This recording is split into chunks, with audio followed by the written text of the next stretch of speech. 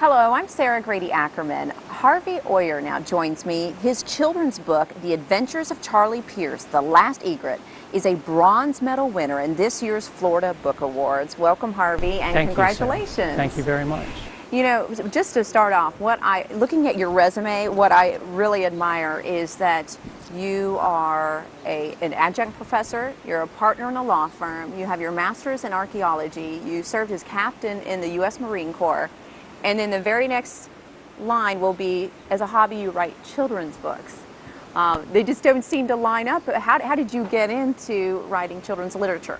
Well, you know, I have a lot of different intellectual interests, and I never thought children's literature would be one of them, but I have a great passion for Florida, the history of Florida, the people, the culture of Florida, and I had in my head this notion of sharing that with others. And I had on my bucket list of things to do before I died to write a book about my knowledge of Florida, and in particular my family's participation in the development of Florida. But when I got around to writing the book, I thought, where would this book be most useful? Would it be useful to write it for our generation or for the next generation? Those young Floridians who might have a better opportunity to grasp the concept of the unique special place that Florida is and grow up to be better educated voters and public office holders and treat our unique ecosystem, water supply, and history maybe a little bit better than our generation. Well, I love where that comes. I respect that greatly. You mentioned your deep passion and respect for Florida's history, and I imagine that comes from being a fifth generation Floridian. Your family, as I understand, your great-great-grandparents moved to Southeast Florida in 1872, yes. Correct? And this is actually the same time and setting of your book. So that's not a coincidence? No, not a coincidence. I was not clever enough to come up with these stories, and nor could you come up with a more interesting fiction than their real-life experiences. My family moved to Southeast Florida when it was largely unpopulated other than by Seminole Indians, who of course had been at war with America for half of the 19th century. So my family moved into a very inhospitable area, and they had to carve an existence out of literally the jungle.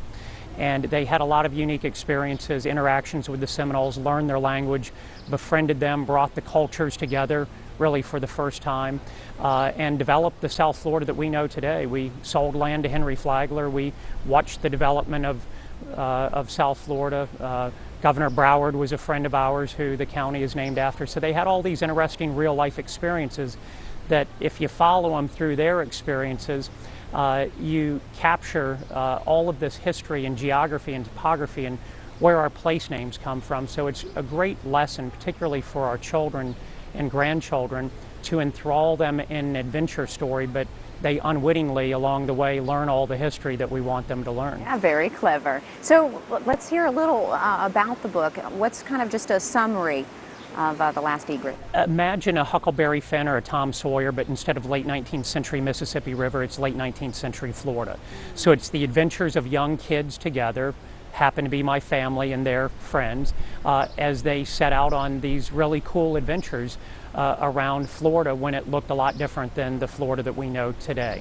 And they battled the elements and hurricanes and wild animals. They discovered Spanish shipwrecks and buried gold treasure. And in the most recent book, and the one that won the book award, entitled The Last Egret, it's a very dark episode in American environmental history. It's a period in which millions of birds in the Florida Everglades were killed to feed the women's fashion industry because ladies, not only in the U.S. but throughout Europe, wanted to wear colorful plume feathers in their hats. And they never questioned where they were coming from, but they were coming from Florida, and they were being exterminated by the millions. And my family unknowingly participated in this terrible episode, and they spent much of the remainder of their lives trying to make amends for what they eventually realized they had participated in. So it has a very powerful conservation message, which I think in today's day and age, that message is just as important as the history and the place. How did you, and you kind of touched on this a little bit, but how did you manage to send such a powerful message, but wrapped up into a children's book? Well, that's the trick. I mean, the lucky part of it is I had the story laid out for me because it's a real life story. My family participated in it. It was well documented. So that part wasn't hard. It's building the dialogue and creating the characters around it that in such a manner that your reader wants to follow it. And these are teenage kids in the storyline, and the story is being read by teenagers or younger, and you have to have the same moral dilemmas and decisions and thoughts that go through the head of a modern child for them to relate to these children 120 years ago. So that's the tricky part. Yeah. Well, finally, I just wanted to ask you, obviously you have a deep-rooted passion for Florida's unique history. What does it mean to you to win an award for this book? Oh, it's a great honor, obviously, and I've been very fortunate with this book. It's won several awards, and this may be the most important so far because it's the Florida Book Award. And Florida is a hotbed of writers these days. Not just these days, historically we have been, but there's a lot of great literature coming out of Florida at all levels today, and particularly children's literature. I was at a conference last week that had 20 or 30 authors of children's literature. Almost all of them were from Florida. So the competition is fierce, but it's good for us, the reader and the consumer, to have as much quality work coming out of Florida as we do today. Wonderful. Well, congratulations again, Thank you. and thanks for joining us. Thank you. Production of this program is made possible in part by a grant from the Florida Humanities Council. Additional support comes from the Florida State University Libraries.